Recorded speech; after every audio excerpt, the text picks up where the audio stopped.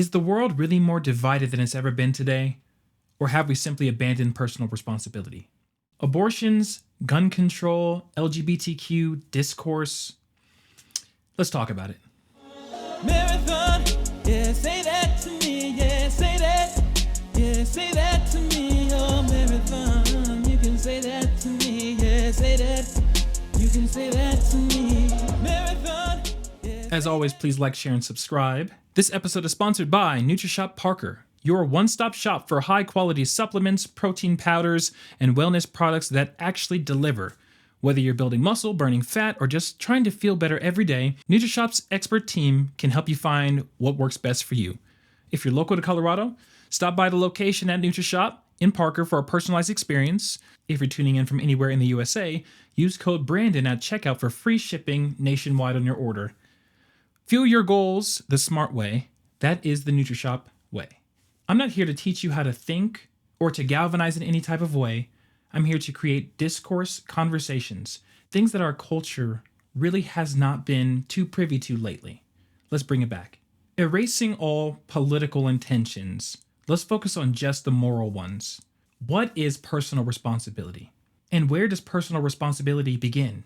Ever since 2022, I feel like abortion has been one of the hottest topics that you could ever bring up in society and in the culture, because in 2022, the Roe versus Wade overturning brought the decisions back to the state level. So I know from the one side of the equation, people are terrified as they feel like their abortion rights have now been taken away. People from the other side are looking at this like, okay, now it's a state-by-state basis. Is my state going to keep business running as usual? Or will I have to flee and go to a different place to do what I feel like I need to do? If we're going to look at this more in a objective, non-emotional way, we have to look at how culture has shifted the conversation of abortion. It's now treated as like a routine healthcare situation instead of a life-saving emergency type procedure, rather than the complex moral decision that it truly is. Whether you believe it's a complex moral decision is fine. There is no right and wrong based off of how you feel. But to also discount that there are millions of Americans who feel it is a moral issue, I think that that's where the conversation should begin. Safe, legal, and rare has shifted to shout your abortions from the rooftops. If we're championing women's autonomy, should we also not champion women's personal responsibility? I in no way want to make light of the situation or want to make a joke of it, but it just reminds me so much of, with great power comes great responsibility. I can't speak for any other gender besides a male, which is what I am. I was taught in a specific way that if you want more, more is going to be asked of you. And this is countless in our culture. More money, more problems is also a saying that is very prevalent in the culture, which is essentially saying, if you want more, prepare to do more. Prepare for more opposition to your more. So let's just get right into it. When did we as a culture stop understanding, stop believing, stop enforcing that decisions have consequences? And I don't even like to use the word consequences when you're talking about abortion, because not that I'm taking a position, but there is a whole subsector of people who do not treat babies as a consequence. Probably the majority of Americans think a baby is a blessing. And there's a section of culture that thinks that a baby is a consequence or a burden. Again, when you have a strong discourse like that, that's where the conversation should begin. So if we're talking about sex, I don't understand, me personally, this is my personal non-understanding, sex can produce a child. That's just fact. That's not really up for debate. It can. So if you're engaging in an activity that can, and it happens, what do we do then? What's the conversation then? Is the conversation at that point the responsibility of the two people who engaged in the activity? That's what I think it is, but it seems like culture's saying that the conversation is not that.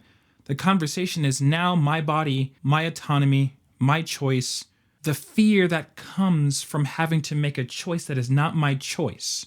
It seems that we've moved the goalpost from the choice being to engage in sex and the choice being the consequences of sex and or the creation of life because of sex, which really leads me to my main question on the topic. Is sex a pillar of society that cannot change? Is sex an impulse to such a degree where we no longer feel like we have a choice whether to have sex or not. If that's what people are saying, I think we have another huge topic on our hands. I would go so far as to say we have a huge issue on our hands, because this type of topic is wrapped into restraint, urges, adulthood, responsibility. There's so many layers when it comes to you outwardly saying, sex is a part of my life to such a degree, I have no choice but to engage in it.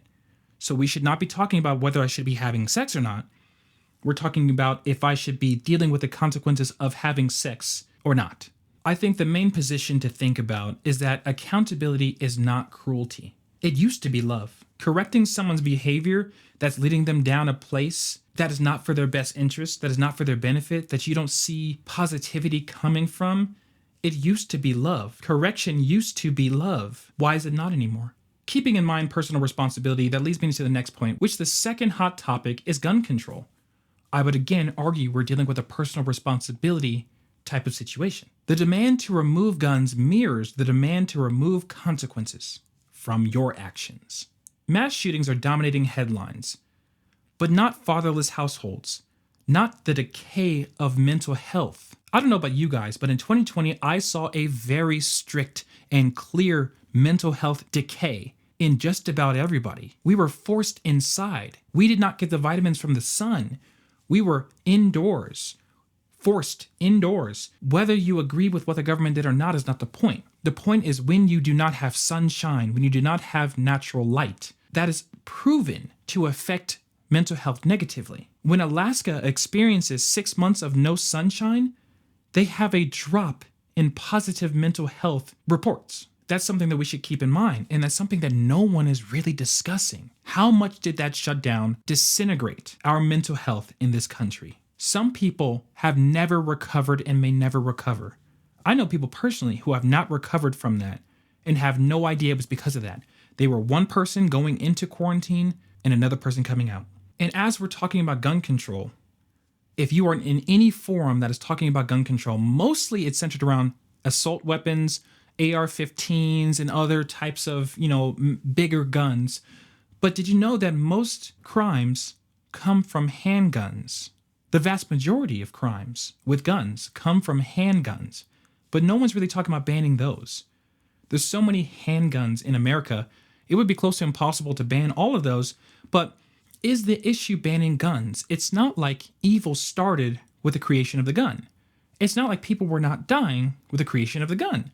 And I know that some people may look at this and be like, well, we're not talking about that. We're talking about how easily someone can die and the amount of people who can die with a gun. Fair conversation. So to create more of a conversation, I think we should look at it like this. When does personal responsibility end?